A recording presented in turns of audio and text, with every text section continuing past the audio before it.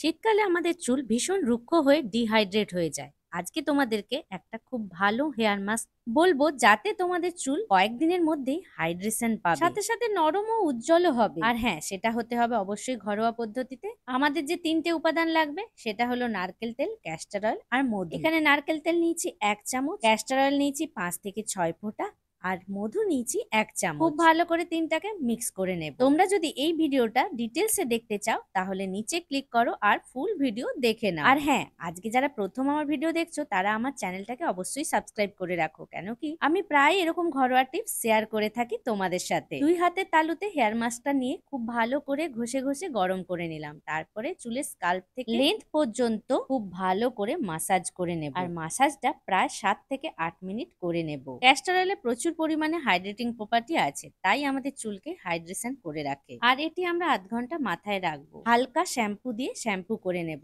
হ্যাঁ, রাখার সময় এরকম একটা শাওয়ার ক্যাপ লাগিয়ে নেব। সপ্তাহে মাত্র 2 বার তোমরা করে দেখো, উপকার পাবেই। আর ছোট থেকে বড় সকলেই করতে পারো।